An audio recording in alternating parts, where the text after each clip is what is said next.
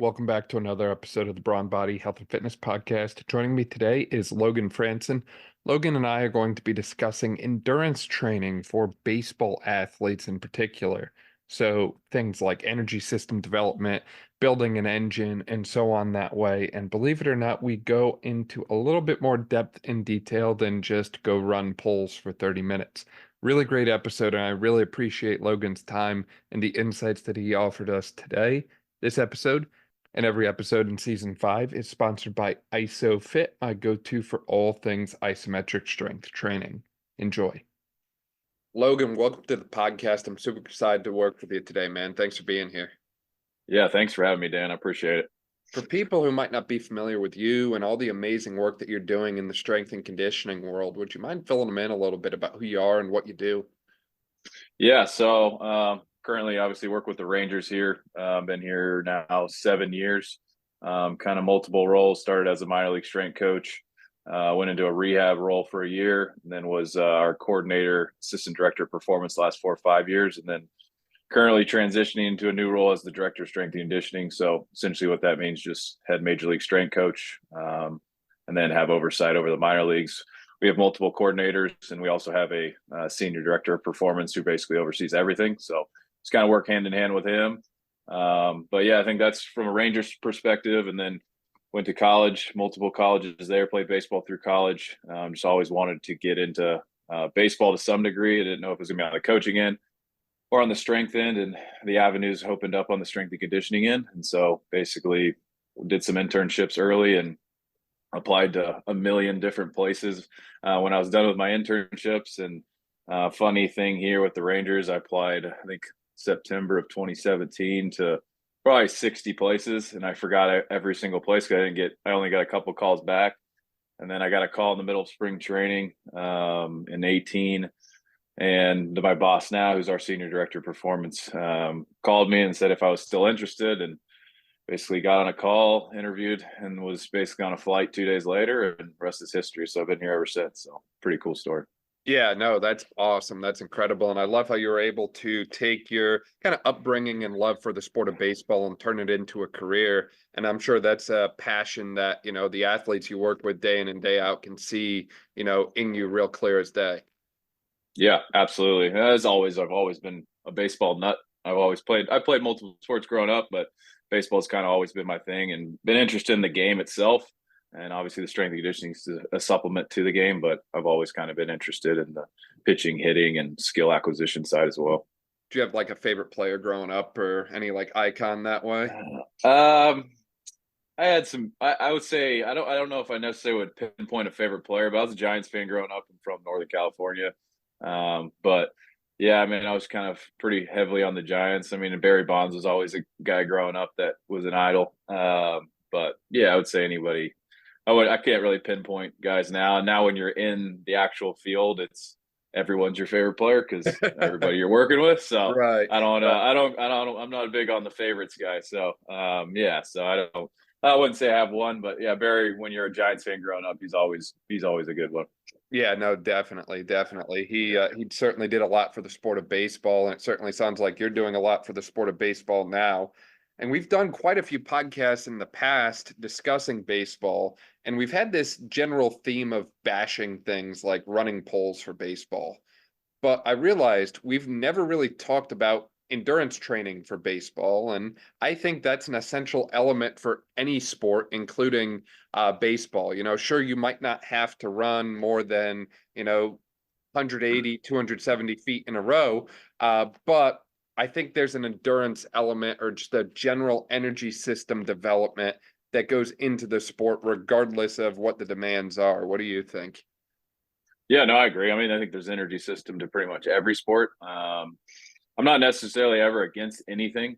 I think there just has to be a reason why you're doing it. I mean, there's still guys that run polls. I wouldn't say that's a predominant thing that we do, but yeah, I think it polls with a I guess a targeted rationale behind it.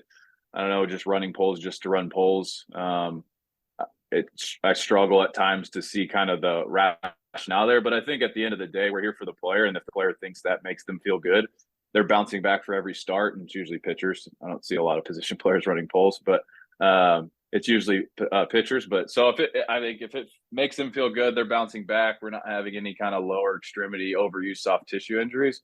I'll rarely probably tell them to do something otherwise. Obviously, there's education aspect in the front end and reasons we could do something else. And but I think at the end of the day, we have to remind ourselves like we're here for the player, and if that's what they truly think that makes them feel good, and they're competing at the highest level, they're making every start. Like I don't think we need to necessarily jump in there and completely change the script, because if you do change the script and things go south, then that's a whole different conversation you're going to have. So I think long story short, that aerobic endurance, whatever you want to call it, aerobic fitness has a definite place in baseball. There's different means and methods to do that, and we'll talk more about that as we kind of get into this, but it's definitely, I think, a critical part, and how you emphasize it will obviously be different off season to in season, but it's definitely a component, I believe, that is involved in a well-rounded program. Yeah, definitely. And it goes to a concept we continue to come back to on the podcast is, to a certain extent, that aerobic side will help develop the athlete from a skill and performance standpoint. But it also goes into, just how you treat the person in front of you. They're a person as much as they are an athlete. And as much as we like to focus on the performance metrics sometimes, I think there's an element of just overall health that goes into it as well. And if the person in front of you is not healthy, then they're probably not going to be a great athlete. So sure, it's great to have a guy who can hit a 600-foot home run, but if he can't even run a 10 to 12-minute mile, what does that say about his overall health standpoint? So I think in general, looking at kind of the player more than just the performance machine that they can be. Yeah, no, I agree. I think obviously there's a lot of metrics. There's a lot of ways to measure things nowadays. Strength, power, outputs, all those are important. But in our game, we play a lot of games and we play almost every single day. There has to be some kind of work capacity component to it. We definitely don't want to bottom out in the middle of June when we still got 3 or 4 months left. So there's a component from a work capacity standpoint and endurance standpoint, from I think simply a recovery standpoint, recovering in between innings, recovering from game to game. I really truly look at the aerobic from a straight aerobic or from a recovery standpoint. I do think there's an importance from a performance standpoint, but I also think largely from the ability to bounce back, the ability to get your heart rate down in between innings, the ability to withstand. There is a running component depending on how you measure it. Like we've done different variable measurement ways to look at high speed runnings and all that type stuff. There's more running to this game than people think. It might not be necessarily like soccer or any of the other running sports, but there is a component from a running standpoint that you got to get prepared for a long season. Definitely. And that kind of takes me into my next point. I feel like everyone kind of has their own definition of endurance training or aerobic training or whatever you want to call it. How do you kind of define endurance training for the sport of baseball? And, does that vary at all between lower quarter and upper quarter type things? Yeah, I think I keep it fairly simple. I usually just we got our aerobic work and then we kind of got our lactic power work. So from a conditioning standpoint, if you want to just boil it down to just conditioning, we got our longer distance type stuff, it could be tempos, it could be alternate tempos. We kind of get I would say a large of our means from an aerobic standpoint is kind of in the tempo work, mobility circuits, med ball circuits. There's a lots of different means and methods to it. I don't really get too defined into it in terms of upper and lower quarters. I think just overall understanding of what general work capacity should look like, and then building it. I think if you're talking off season, obviously there's a lot more probably in the front end of your off season to kind of build that up, and then once you get a little bit more specific with your power speed stuff at the later end of your off season, you can be able to handle those loads. But I think long story short, from an overall aerobic, how I would define it is I would say just simply how do you repeat outputs and how do you stay consistently being able to recover in between bouts? Yeah, no, I like that definition. And to that point, the ability to repeat outcomes. I think it's great that a lot of these guys can do some of the things that they do, but when it takes you 7-8 days to recover in between, that makes you far less effective when you're looking at a 162 game season. And sure. I think that's even more prevalent in the youth populations, right? Because Absolutely. anymore baseball is a year-round sport where you go from school ball to summer ball to travel ball in the winter. It never ends. So if you have no time off, then your ability to perform at a high level day in and day out is necessary in order for you to get the, next level looks that a lot of these kids are looking for. Yeah, absolutely. And I think like another way to look at aerobic training is, as long as it's, I guess, systematic and it's not high intensity, but like early work, infield work, outfield work, like that's aerobic training to some degree, as long as there's obviously like recovery times in between. Like it's low level, low intensity work that they're still building work capacity. And I'm a big believer that work capacity is strongly skill specific. So like if you're going to go 7 innings, like you got to progressively overload 1 inning, 2 inning, 3 innings. Like there's a skill aspect to get going longer in games. I think running and just general conditioning plays a role, but I think there's definitely a skill aspect to work capacity, where if you're looking at the skill itself, infield, outfield, and to be able to you need to progressively overload that itself, because I don't know if there's necessarily an amount of running that's going to get you to go 7 innings. Like you're going to have to progressively overload specific to that skill. Definitely. How do you go about assessing that conditioning or endurance element in your athletes? Do you look at specific movement qualities and as they progress through a task, or are you doing like general like run test or VO2 max testing? How do you go about like assessing where they're at? Yeah, no, I think we've done a variety of stuff in the past. Do it all, Um, right? yeah, I've done them all. I've done different kinds of beep tests, different kinds of different shuttles. I would say, I think like just having a good coach's eye, you can really truly see what kind of work capacity they're going to do. So like if you're in like a block, I don't know, a basic GPP block in the front end of a off season, or even just like you get in our setting, there's a lot of the guys you don't see until you get to spring training. They'll go out in the off season and you just put like a general program together. And if you want to make it more circuit based, or you want to just make it a general total body, like you're going to see how they're bouncing back between sets, how they're bouncing from an A block to a B block. And you're going to really truly assess like, well, if they can't get through a basic total body lift without huffing and puffing, it's probably going to be a long stretch. And we're going to have to build a little bit more work capacity for them to withstand 162 games. So I wouldn't say we get too, I mean, we have different, obviously, technologies to measure that type stuff, but I think just using your coach's eye and just general lifts, general conditioning, general sprint work, you're going to see like kind of where these guys are at. Like if you're just doing like 8 15-yard sprints and you're giving them pretty good recovery, but they're still not coming down, like that's a pretty good indication. Like we're probably going to need to build some aerobic base there. Yeah, no, definitely. Just looking at the things that you see in front of you and just having conversations with the person in front of you. I think the, subjective piece of things is often overlooked, but extremely valuable. And these are Mhm. things that don't cost anything. So, if you're in a professional baseball organization, like you mentioned, you have access to anything and everything you want from a testing standpoint, which is amazing. But if I'm Yeah. thinking of like, the next generation, those in like the middle school, high school programs, and even some of the college programs, they don't all have that. And simple things like subjectives, RPE levels, and just looking at the programming you give someone and how they do with it can really tell you a lot about their overall condition, I think. Yeah, absolutely. And I think like if you don't have the technology, I think it's always like if you're starting out from a conditioning standpoint, I always would lean more on the conservative, give them more recovery time to stay at start. Because if you're giving them more recovery time based off whatever kind of literature you're reading or any of that type stuff, like, and they're still not being able to bounce back, like then that's probably a pretty good indication. And then you slowly start taking the recovery times down. I think that's going to be, if you don't have the technology, you can understand from a general standpoint, kind of where their general work capacity is. Yeah, definitely, definitely. And if you do want to incorporate some of the technology into it, I feel like everyone has some kind of fitness tracking watch. So you should be able to Mm-hmm. get some general heart rate data pretty easily.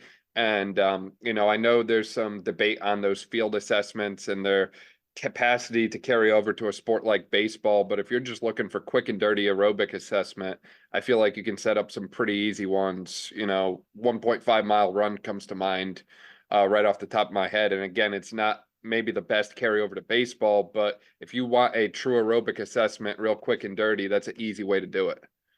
Absolutely. Yeah. And I think there's there's beep tests, there's the yo-yos, there's all those different kinds of tests out there, and they all have their value. It's just a matter of what fits in your context. And I think with conditioning, specifically for baseball, there might not ever be a true perfect conditioning test, in my opinion, for baseball. But I think if you're convicted in what it tells you and what you're trying to accomplish, and largely it's probably going to be general in nature, but I think at the end of the day, if you have a general understanding of what you want to get your guys to, I think you'll be perfectly fine from a work capacity aerobic standpoint in baseball. Yeah, definitely. And I think you just hit the nail on the head there. It comes from having that end goal in mind with your programming. You know, you need to have something that you're working towards, and your assessment needs to match that. And if you don't have an assessment that matches your end goal in programming, then you're going to just kind of test to test and not actually get anything meaningful from the data. Yeah, no, I think you always need to assess, not assume. I know that's pretty cliche in the realm, but I think you always got to have some kind of idea where, no matter where your setting is, when you're bringing guys in and kind of seeing where they are from an assessment standpoint. And you got to have your global profile where you got your speed, you got your power, you got your endurance, you got whatever you truly value from your department, from a testing standpoint, and kind of set it up. And it's gonna give you whatever you need out of it. I mean, I think whatever you put into it is what you're gonna get out of it. And I think all of that stuff is present in our program, and no matter, depending on the athlete, specific to the athlete, is kind of going to drive what we're going to kind of work on moving forward. Yeah, definitely. Say you're writing the program for one of these high school or college age athletes, and you're putting together the aerobic side or the conditioning side of it. What kind of things do you consider when you're programming the endurance element for baseball players? You know, how do you structure it? Are you more it sounds like you're more of a low intensity guy than a high intensity guy for the most part. Yeah, I would say like it would depend on the position. I think I think depending if you're high school and college, I think you definitely need to be cognizant of like true sprint work with pitchers if they're not prepared for it. Because there's definitely like position players are prepared to sprint usually. Usually mechanics for the most part are okay. But I think from a overall structure standpoint, I usually would just structure like high-low days. So we'll have like our high intensity, we'll have our low intensities, like a true like a traditional high-low block, similar to like how like I think Charlie Francis and all those type guys have made it popularized. But like a higher day is more of like our alactic power, sprint work, plyometric work, and then low intensity probably be like our tempos, mobility circuits, med ball circuits. That's usually how I would structure it. And I always go conservative, assume they've done nothing, and you think that's a really good intensity, probably, or really good volume and intensity, probably go a step below that. Especially if you're just inheriting them and you don't really know too much about them. Is always kind of start low and build up. And ideally you have enough time to do it. And I think you always got to know what your timeline is. So you got 6 weeks, then you obviously got to figure out what your end goal is at the end of the 6 weeks. If you got 12 weeks, you got 14 weeks, you got a lot of time to play with. And I think you can be a little bit more conservative with that. But overall, like long story short, I think from a general setup structure is usually like, we'll have our highs, we'll have our lows. And then with that, with our conditioning, and then you complement it with the lifting. So like a more low intensity lift day, more high intensity lift day, and just consolidating all those stressors throughout the week. Do you do the conditioning element after the lift, before the lift, or does it kind of vary based on the player? We usually do them before. So like a low intensity day, like generally would be like, say it's tempo runs, and then it'd probably be an upper body lift. And then our sprint work, we do sprint work prior, and usually we kind of be a lower body lift, depending on if it's a strength emphasis day, it's more of a dynamic effort emphasis day. But yeah, usually pre, you don't get a lot. I think the quality, at least from my experience, is a little bit less at the end of the day or at the end of the sessions. I like to kind of get the running stuff, and I've always believed like running's a valuable component because that's really what you do on the field. You don't run with barbells on your back. So I think just trying to prioritize that on the front end, especially closer to the preseason, I think that's becomes a little bit more of a value, I think, on the front end of the workout. Definitely. That focus kind of keeps the main thing right? Like if your Yeah. main thing in baseball is that sprint that you have to do from a conditioning element, then making sure that you're doing that when you're fresh and you're getting your repetitions in instead of when you're fatigued because you just squatted 400 for reps. I think that approach Mhm. makes a lot of sense. You also mentioned that you vary the conditioning element based on position. So is that like a huge variation between like how you program for like a catcher versus a pitcher versus an outfielder, or is it mostly just pitchers versus position players? I would say I'd say pitchers versus position players. I just think like the sprint work gets probably a little bit more complex and aggressive with the position players. And then the endurance, the aerobic part, I would say we keep it fairly consistent across the board. With the pitchers, I think I would say there's a lot more aerobic component that we do with the pitchers, and we try to vary it so it doesn't get stale. So just various tempo work, different mobility circuits. And I think with I like the mobility and med ball circuits because you can work on multiple things at once, especially with you can work on like motor control, you can work on mobility, you can work on obviously basic endurance, and you can get a lot of things done in one session. And especially if you're only working guys a couple days a week, so you can get a lot of different things and work on a lot of different variables that you're from your assessment you've brought into one. So I think you can kill a lot of birds with one stone there. Yeah, definitely. And to your Yeah. point, I think that's an essential piece for anyone working in baseball because a lot of the times you don't have a ton of time with the guys, right? You're probably not Yeah. getting 3 hour sessions just for Mhm. strength and conditioning alone. At most, I would assume probably an hour, hour 15. And at the high school, college level, a lot of times it's even less than that. So you've really got to cram a lot into a short duration of time. And I think to your point, the best way to do that is focus on those things that overlap a lot of different qualities and get you the most bang for your buck. Yeah, absolutely. I think that at times always I feel like a strength coach issue where you never have enough time. So you always, I think, when you're assessing your program, like before you even write exercises, before you even write it out, you got to figure out what's your timeline, how many days a week can I do this, how much time do I actually have, and then you got to really think to yourself like, okay, what can I accomplish in this time frame. It could be 3 days a week of circuits, and you can get a lot of things done, especially at the lower levels. I mean, like high school and college, like if they have a really low training age, like you can get dudes strong like that. Like I truly believe that you can get guys strong like that with also working on different qualities at once. I think obviously once the training age gets a little higher, you probably got to consolidate and isolate some of the qualities. But I think long story short, high school, college, like I don't think you have to get too specific with that type stuff. I think you can keep it general and work on a lot of different things. And it's solely based off kind of what is your realm and how much time you got with those guys. Exactly. And I think to your point from before, this becomes a great easy spot to throw it in before the lift because now it's part of your warm up, right? When you go into the weight room, your guys are already warm and set up to move. You don't have Mm-hmm. to spend an additional 15, 20 minutes on tissue work and getting warmed up and loosened up when you've already checked that box. So I think that can certainly increase your efficiency. And to your point on the strength gain, when we think about some of these conditioning activities, we'll take sprinting. Sprinting is all about driving high force into the ground to propel yourself forward. So at the end of the day, muscles speak in units of force. And if you're pushing out high force over and over and over again, you're going to see some type of strength adaptation from it. I'm not going out to say that, you should go run 10 miles to get stronger. I think that's a little bit far-fetched, but I think that there's certainly an element of strength that comes from some of these sprint and other type activities. There's a strength gain to be had there. Absolutely. I mean, I know depending on what you've read or whatever, but like I think sprinting makes guys stronger. I think I've seen guys that are really, I guess, like just a truly sprint based program. They lift, don't get me wrong, but and then you go and actually do a lifting block and they're a lot stronger than you expect. There is carryover from multiple qualities from a strength standpoint. Like I truly think like you're sprinting, you're putting a lot of high force, it all carries over to some degree.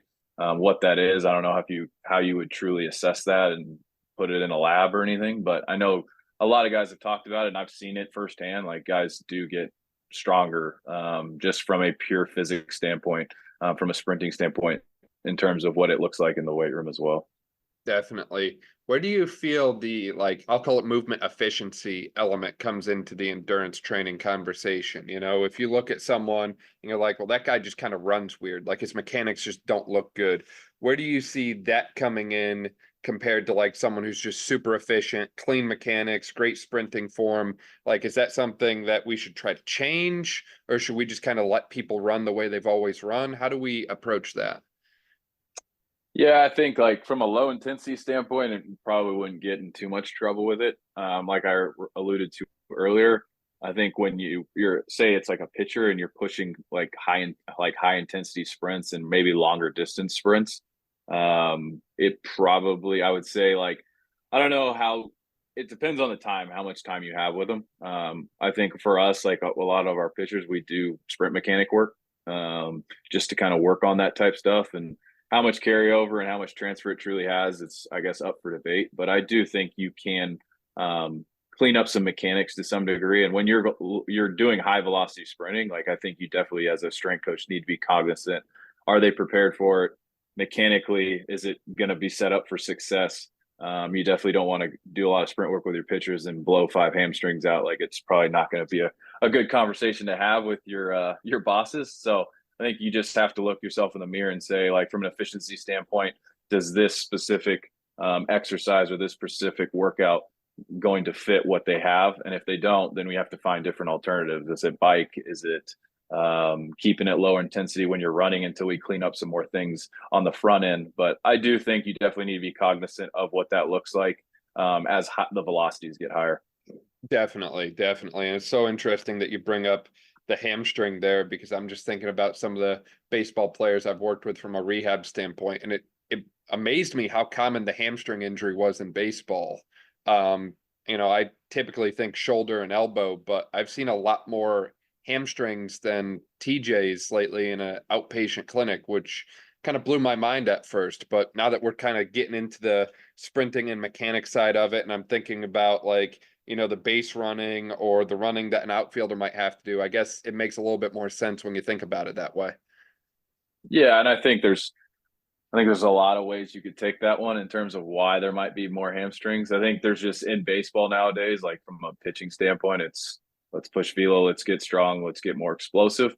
The actual running, not saying it's not important, but that's like, I mean, it pays to throw hard and it pays to get guys out. And then from a hitting standpoint, it pays to hit homers. So how much does that truly get valued in a program is obviously up for debate from a sprinting. And I think there's a specificity standpoint in our game too, is like curvilinear aspect of running that I don't think a lot of people really think about in terms of like how much that plays for like the inside edge of the foot, the torques that it puts on the hamstring, hitting the base, good running technique and actual knowing how to run the bases correctly and hitting the bag the right way.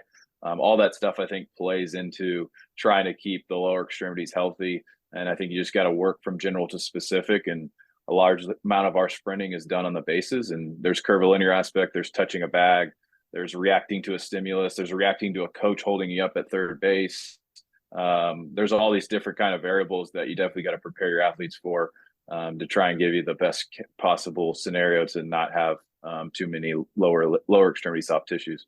We could probably do an entire podcast episode on lower extremity soft tissue injury and all of Yeah. those factors you just outlined at some point, because there's a lot there. I mean, the curvilinear running piece is a whole rabbit hole within itself.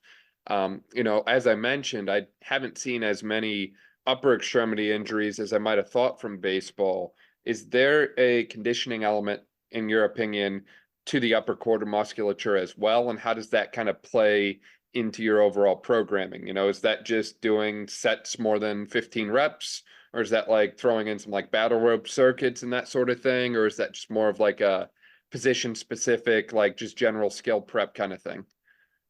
Yeah, I mean, I think if we're talking specifically like throwing arm injuries, I think I don't know if you're truly going to recreate the endurance and the demand in the weight room. I think it really comes down to like what's their throwing program look like, what's their pre-work look like, plyos if guys do throw plyos, that type stuff. I think is where you're going to get the most return, and progressively overloading and avoiding huge spikes in their throwing program.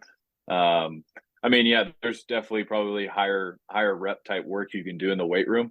But I do think there's definitely a large specificity aspect. I guess we're truly talking about throwing arm injuries, in terms of like truly building endurance there.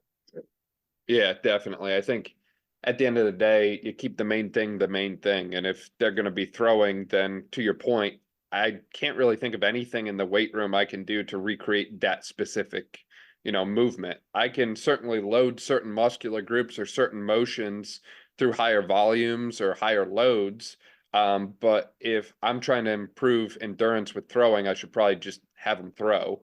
And to the point that you mentioned earlier, there's a load piece to that as well, right? Like you don't want your pitchers going out and just throwing 200 pitches a day in order to improve throwing arm endurance.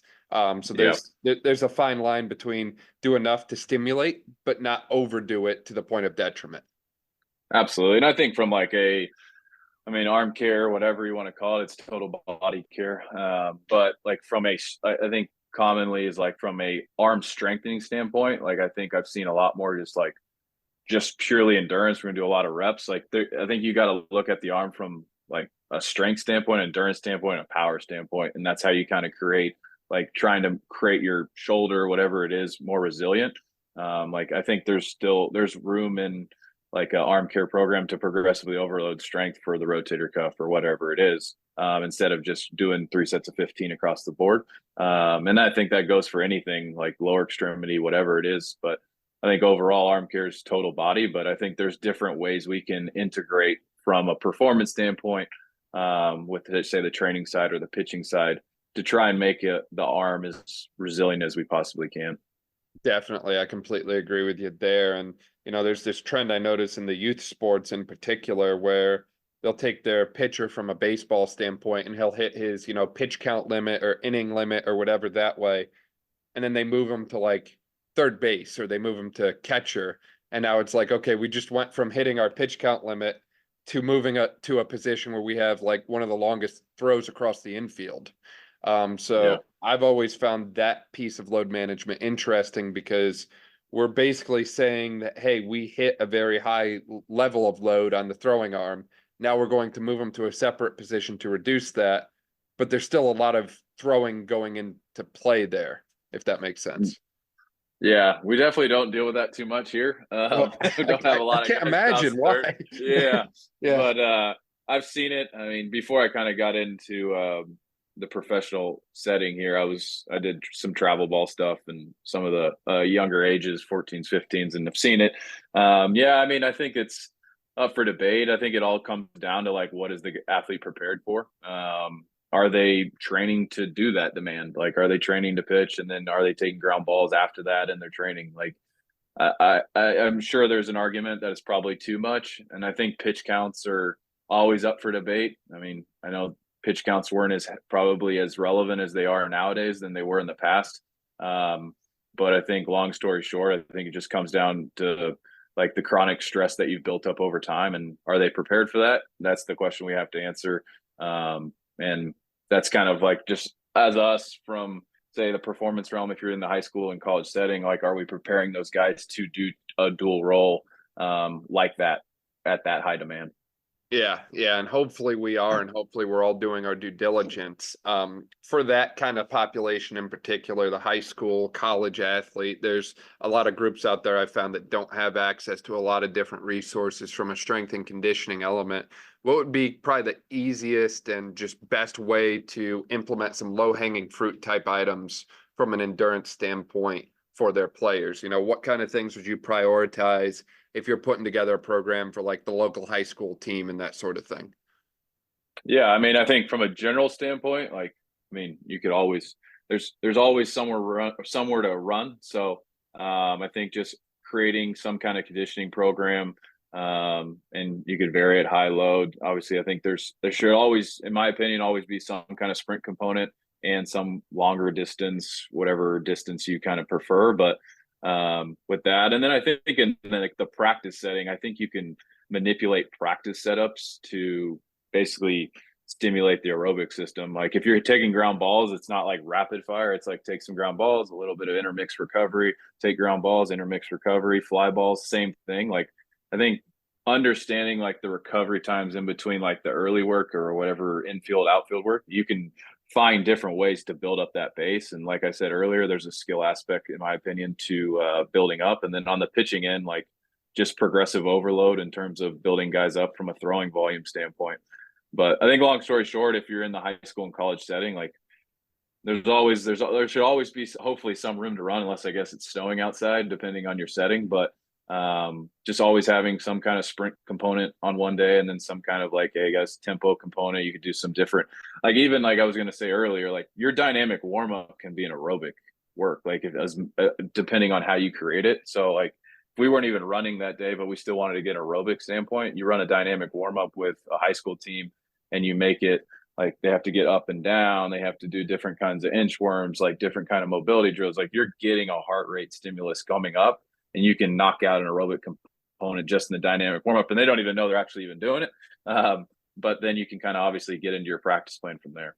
I feel like that's a huge takeaway is, again, you're looking to stimulate, right? So you're not creating marathon runners out of baseball players. You're trying to stimulate a aerobic response to get a base aerobic training, element to the sport. And you can do that a lot of different ways. And that doesn't have to be just go run 30 minutes of poles. It can be, but that doesn't have to be your path forward. You can include, to your point, a lot of different things from your warm-up standpoint. You can vary the structure of the practice, and you can mix in sprint work and all these other things in there as well to really create what I'll call like a robust endurance program for a sport like baseball, and really do a lot to help develop the athlete from a performance standpoint, but also, as we mentioned, help develop them as a person and kind of keep their health in mind. Yeah, I agree. I think it doesn't always have to be running. That's a big thing for me. Like it doesn't really matter what it looks like. I think if you understand like just basic energy system demands, like you can do it with anything. Like you can do it in the practice, you can do it with med balls, you can do it with anything. And I think obviously there's a running component and there's a tissue resiliency standpoint I think you need to prepare guys for. But if you don't have anywhere to run, like you can still get a high level aerobic work with a different implement, so in a different training environment. So I think it all just depends on kind of what your setting is and what you have truly to work with. But yeah, I mean, I like to use dynamic warm-ups. So I mean, guys that don't like to run, you just kind of trick them into kind of doing an aerobic work by just doing a dynamic warm-up. They don't really know, but we know on the back end what the true stimulus is. Yeah, definitely. And you mentioned a while ago that you had previously worked in a little bit of a rehab role as well. And I think the endurance element is essential in considerations for a good rehabilitation program for guys as well. There's a lot of PTs I've met out there who do a great job with their throwing athletes, but there's some that, they literally give them the base 3x10 of X, Y, and Z rotator cuff strengthening. And that's not going to be enough to get someone back to a high level sport like baseball. Or, taking a step further, say I've got a guy who's, post-op shoulder, post-op TJ, and I want to make sure they're ready for sport. I should probably have some kind of training in there for the endurance of their upper quarter. And maybe that's just a progressive throwing program in rehab, but I should be doing that before they go back to full contact of sport, right? Like we're not just going to go from 3x10 IR, ER with a band and then say, okay, you're magically good to go now. Yeah, no, I think within the rehab side, you always had to have some kind of criteria based approach to it. Ideally, not, I mean, in a perfect setting, I guess, like you've assessed them pre-injury. And then you can kind of base like, obviously pre-injury, they still got hurt, but at the end of the day, like, okay, what is their ER strength, their IR strength? If you do scaption, whatever kind of assessments you do, I guess, if we're talking specifically upper extremity, and then how do we get them at least back to where they were, and then probably get them a little bit more. And then what that is like from a strength standpoint, like, all right, say his ER strength, let's just say an arbitrary number is 30 before pre-injury, and he's going back and he's at 15. Like endurance work's going to play a component, but you're going to have to obviously get the guy stronger to some degree.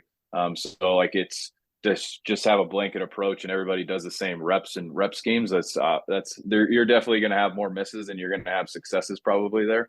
So I think it all comes down to like what you value, what kind of criteria base you have set up on the front end. and what are you trying to return to? And that'll truly dictate kind of what the program looks like. Some guys might be 3 sets of 5 with some isometrics at the end. Some guys might be 3 sets of 15 because they don't have any work capacity. But I think to avoid that type stuff, trying to figure out kind of what your assessment is on the front end to try and get them back to. And assessments aren't perfect, but they at least give you a direction of where to go. And then you kind of work from there. And okay, how do I, as a group, I mean, usually rehab settings, you're working with multiple people. So like we all get together and okay, what do we truly feel confident is these numbers and these criteria we need to get this guy back to? And then what is our route to get there? And that's going to probably look different for probably every single individual. And that's what I think it truly boils down to is like, what is the criteria on the front end? Where do we got to return to? I completely agree on the unique element. And I love that you brought up the isometric piece there as well. I hadn't thought about that, but there's an endurance element to holding a 2-minute isometric or a 60-minute isometric. And that's something that we often forget about, right? Like we think about ISOs in terms of planks, but how often do we think about ISOs in terms of like cuff strength, right? Like we can hold a long duration ISO and hit a really unique type of demand there from an endurance standpoint, whether that's specific to a certain position or specific to just like an overall force metric. I could change it to like a yielding ISO versus just a straight like holding isometric.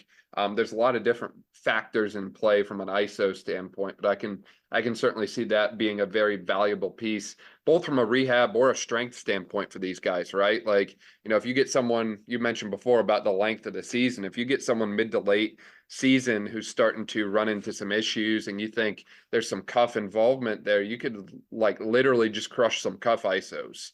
And I think that's a great low-hanging fruit place to start. And I don't think most of the time I don't see people getting too beat up afterwards. They tend to feel better after we load them with ISOs. So, you know, if I'm mid to late season, I might be reaching for that, you know? Yeah, no, I agree. I mean, I think ISOs are always the bag of tricks you can go into, especially in season. Because it's like you middle of season and you're lacking eccentric strength. It's going to be really hard to find windows of opportunity to train heavier eccentrics and higher demanding eccentrics. Not saying you wouldn't. There's always times and a place, and you can manipulate the volumes and intensities and try and look at your schedule for that week. Or okay, we have a day game here, or we have a day off here. Maybe we can sneak it in here. It's always kind of how you manage that week. But ISOs are usually a low hanging fruit that you can get a good training strength stimulus. You can get endurance stimulus. You can get a lot of different stimulus. And like you said, it doesn't usually beat guys up, and you'd be like, I've been surprised in the past, like how weak some guys are at end ranges and isometrics, and you can get a lot of things done by just incorporating that stuff throughout the year. Definitely. Is there any other ways that you adjust your training approach based on, you know, the strain level and the overall like work? Like, I guess I'll just leave it at strain level. Any other ways that you adjust your programming for some of these endurance elements based on the strain level that the guys are coming to you with? Yeah, I think obviously we have some objective ways to do it. But I think just if you don't have the objective ways to do it, and I think everybody probably gets on podcasts and say you just have a conversation with your players. But I think just studying the game, I think as performance coaches, like watching the game helps. Like you're going to understand, like, all right, this guy went 4 for 4 with 3 triples, and he had 16 plays in the field. Like, what is the next day's training stimulus going to look like? Well, more than likely, because it's a spike on the field, there's probably going to be some kind of delayed like soreness, or from a readiness standpoint, you're going to have to manipulate probably the next couple days.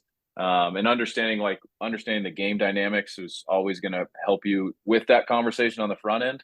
Because some guys will probably just say, I feel great all the time, and they usually don't always feel great all the time. So, but I think long story short, I think from a strain level standpoint, I think just truly seeing how your guys are bouncing back. I mean, everybody's usually going to feel good on Mondays, seeing where they're feeling on those Wednesdays and Thursdays and how they're bouncing back from each workout if it's an off season with no competition demand. But in season, like I think studying the game, watching your players, tracking it as whatever objective way, or you could just track it on clipboards or whatever if you don't have them. Like we've done all kinds of different things for that. But I think just really just being in tune with what their demand is will truly dictate if you don't have objective ways to do it, where you could start a conversation and potentially throw in a deload here, potentially throw in a couple less exercise or less reps there, a couple less sets there.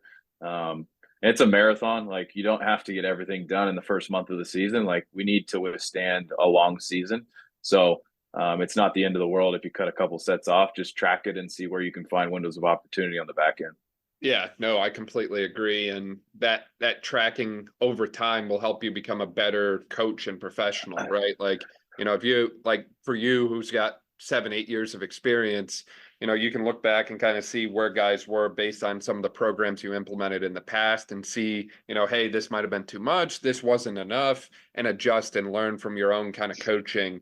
That's been something I've been trying to implement more myself lately. And I certainly find a lot of value in kind of looking back at how I used to implement things, the response I got from it, how I changed, and how the response changed as well. I think having that ability to reflect and look back really sets you apart as a coach and can make you, from great to, world class, or at least you can change the results that you get from someone to good to great, if nothing else. Absolutely. I mean, yeah, I think that's really truly how we learn as performance coaches, is putting plans in place, tracking over time. Did we hit our KPIs? Did we perform at the level we did? And if we didn't, then obviously we have to do a reflection on how we could potentially reorganize things moving forward. But I think, long story, you can read all the books you want, and not saying I read a ton of books, but truly the experience in the trenches, trying to see how your guys respond, is going to be truly where you're going to learn the most in terms of like how they truly respond. And that experience is just you just can't really replace that.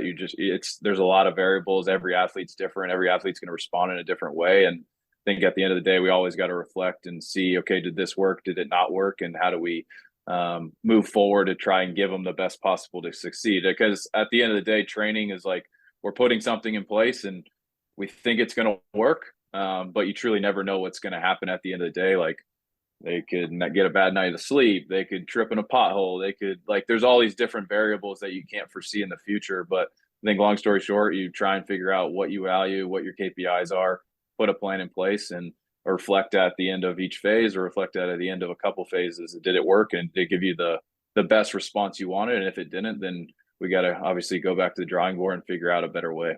Completely agree. There's, to your point, so many factors that come into play. It always, blows people's minds when they realize that athletes have like lives outside of sport too, right? Like, their dog might have woke them up in the middle of the night puking or something like that. Like, things that people don't often think about, like the life component and not just the athlete component. Absolutely. I think at this level, it's like, you got players with wives, you got players with kids, they got normal lives outside of it. So you got to take all that stuff into account. And I think that just comes down with the relationships you have with the player, and they develop the trust within the player to have those conversations, to, if you need to obviously adjust things on the front end or the back end. Like, I think that all comes down to how you value the person, and it's always the person first and then the program second. And from there, you kind of obviously, hopefully the trust is there and you have those conversations and understand, like, at this setting, like, they're going to have things that happen outside the field. They got real things. They got to pay bills. They got to pay their taxes. They got to do all that type stuff. So all that tough stuff obviously plays a role in how we progress forward. I completely agree. I feel like we covered a lot of ground as it relates to the endurance element of training for baseball, and in addition to a lot of different considerations that go into you as a coach from a, baseball or working with any kind of athlete standpoint today. Is there anything that you feel we missed, or anything you want to close out on, Logan? No, I think we've covered a lot of things on the endurance side. I think long story short, with at least specifically baseball, and that's the only setting I can really refer to because that's most of my experiences. I think it comes down to just understanding what your timeline is, understanding the players you have, trying to get some, if you can, even if you don't have an objective way, there's subjective ways to assess on the front end. And at the end of the day, like, we're getting guys prepared to play baseball, and there's an aerobic component to it. And just understanding where that fits in the grand scheme of things. And there's always different ways to do it. It doesn't always have to be running. Running obviously plays a role, But if you don't have somewhere to run, there's always different ways to attack the endurance side of things. So I think long story short, there's always multiple roads to do this thing. And just understanding what kind of players you're working with is the big thing. Definitely. Logan, for people who want to find out more about you, where can they find you at? You said 8 years experience, so you're probably more MySpace generation at this point, or Yeah, no MySpace. Yeah. But Instagram, I think it's Frandsen Strength at Frandsen Strength. And then I do have a Twitter. I don't know I think it's Logan F-33, but hey, they can find me there, or yeah, just reach out via DMs or whatever. But happy to help in any way I can, and always willing to help young coaches, any kind of coaches, players, whatever, with anything I can. yeah, awesome. We'll link to your Instagram account in the description below. So if you didn't quite catch it, you can just click there. Logan, really appreciate your time today, man. Thanks for everything. Appreciate it, Dan. Thanks for having me on.